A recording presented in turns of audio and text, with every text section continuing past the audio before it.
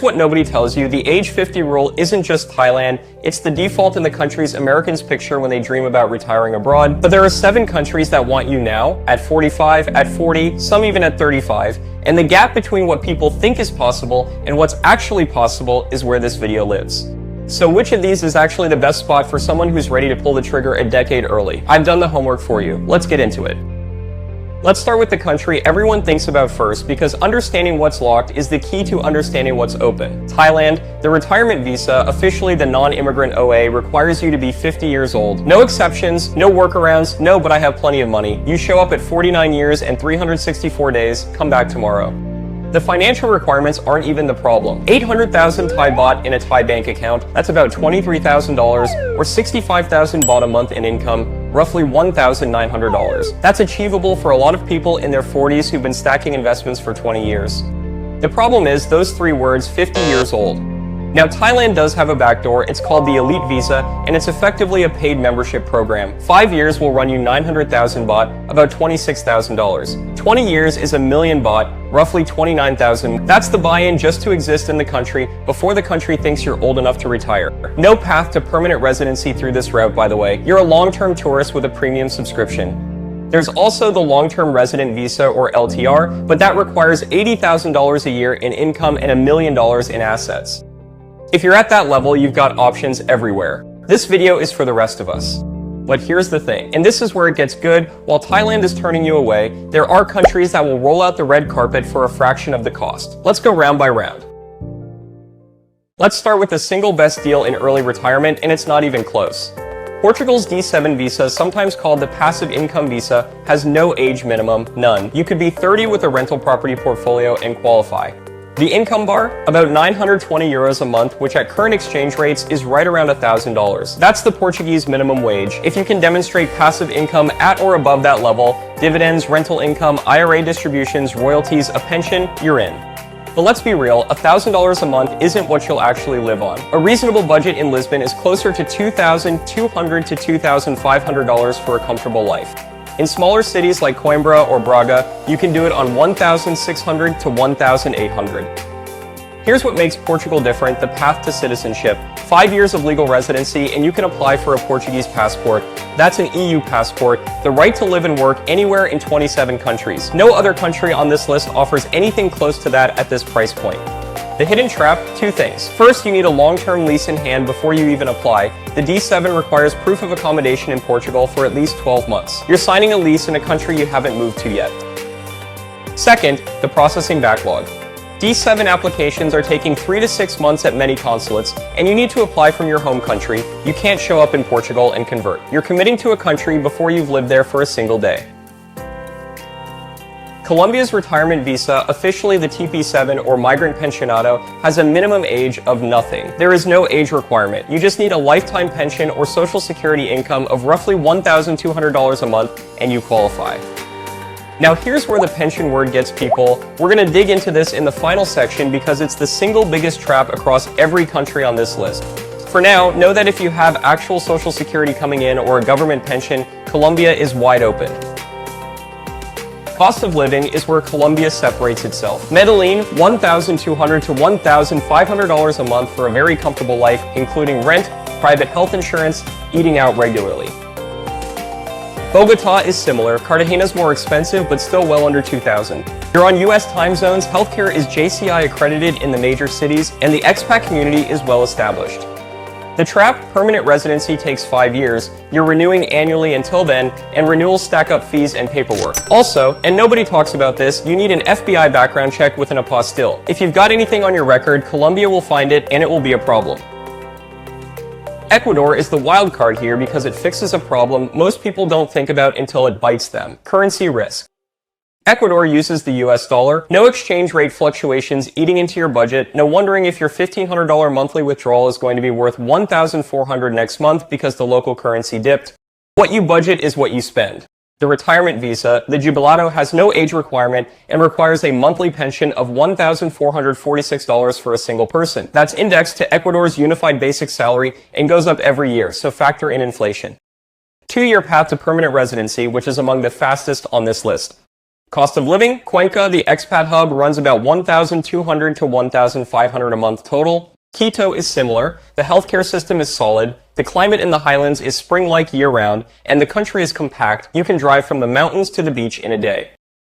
The catch, the income threshold is tied to the minimum wage, and Ecuador's minimum wage has risen every single year for the last decade. What's $1,446 today might be $1,550 next year. Not a deal breaker, but something you need to model into your long-term math. The budget tier gets you in, the sweet spot makes you want to stay.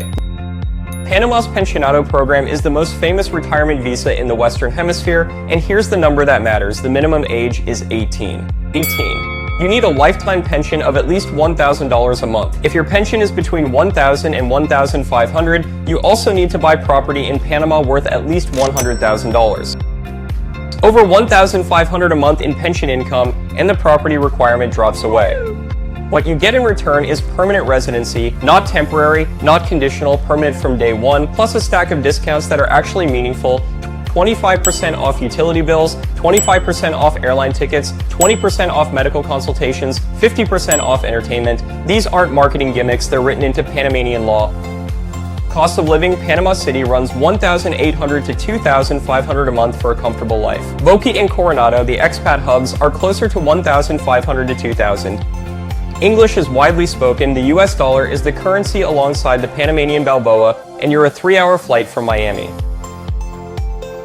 But let's be real about the trap, and this is the one that derails people at the visa interview. Panama requires a pension, not investment income, not withdrawals from your brokerage account. A pension, Social Security, a government pension, an annuity, a corporate defined benefit plan. If your entire net worth is sitting in a 401k and a taxable brokerage, and you're planning to live off a 4% withdrawal rate, Panama might tell you no. We're going to dig into exactly why in the final section, because this distinction matters across every country on this list.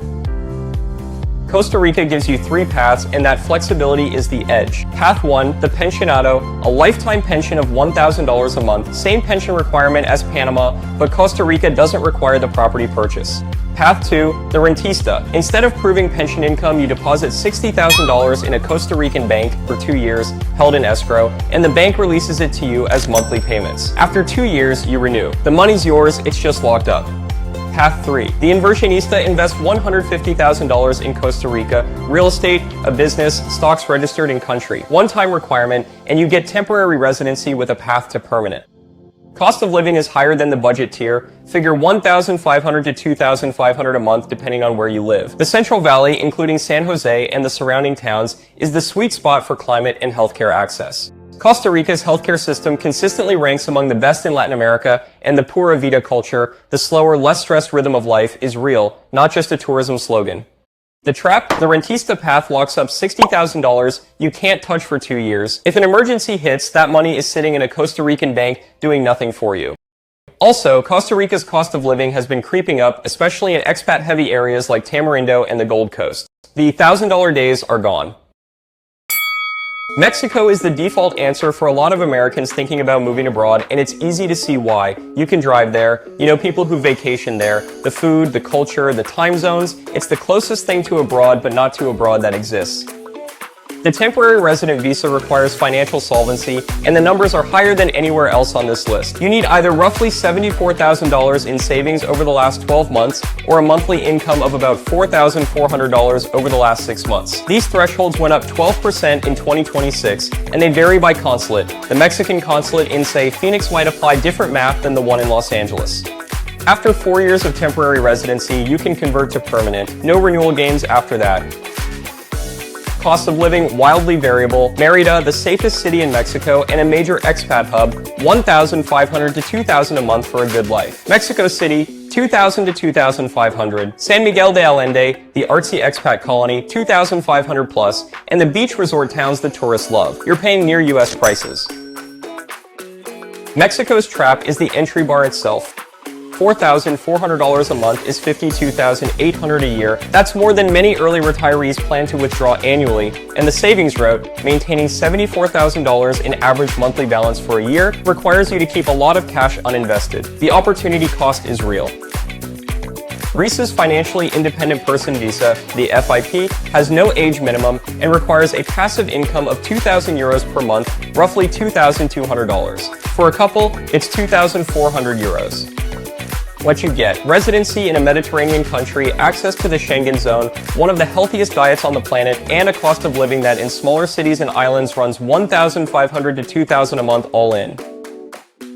The catch is severe, and most people don't find out until it's too late. The FIP visa does not lead to permanent residency. You renew every 2 years, forever. There is no path to the 10-year long-term residency, no path to citizenship through this visa. You are permanently temporary. If Greece decides to change the rules, raise the income threshold, add requirements, or cancel the program entirely, you have no standing to stay.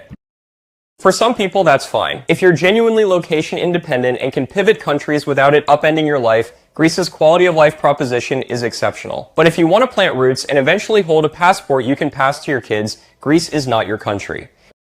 Let's talk about the word that destroys more early retirement abroad plans than any visa requirement, any age gate, any language barrier. One word: pension. Here's what you think it means. You've got $600,000 in a 401k and a taxable brokerage account. You're 45, you're planning to withdraw $24,000 a year, 4%, and live on that. That's your retirement income. That's your pension in the colloquial sense of the word. Here's what it means to Panama. Here's what it means to Colombia. Here's what it means to Costa Rica. A pension is a guaranteed lifetime monthly payment from a government or an employer or an insurance company. A 401k balance is not a pension. A brokerage account is not a pension. The 4% rule, however mathematically sound, is not a government guaranteed payout, and consular officers reviewing your visa application know the difference. This is why the distinction between pension and income paths matters so much. If you have actual Social Security, even if you haven't started claiming it yet, even if it's a future benefit, some countries will consider that qualifying. But if your entire retirement is built on assets, not on a government or employer pension, countries in the pension category, Panama, Colombia, Ecuador, Costa Rica's pensionado, might be harder to access than the income thresholds suggest. Portugal doesn't care about this distinction. The D7 accepts dividends, rental income, interest payments, distributions, basically any passive income stream. Mexico uses savings balances and general income levels, not pensions specifically. Greece accepts any verifiable income source. Before you pick a country based on a quick Google search that said retire in Panama for $1,000 a month, and yes, I've seen that exact blog post, call the consulate. Ask them directly, does a 401k or an IRA with systematic withdrawals qualify as a pension for visa purposes? The answer might change everything. So which of these is actually the best spot? The answer depends on what your money looks like, not just how much you have, but what form it's in. If you've got a government pension or Social Security and you want the fastest path to permanent residency with the lowest monthly bar, Panama. The pensionado is the gold standard, permanent residency from day one, discounts that actually matter, and the US dollar means zero currency risk.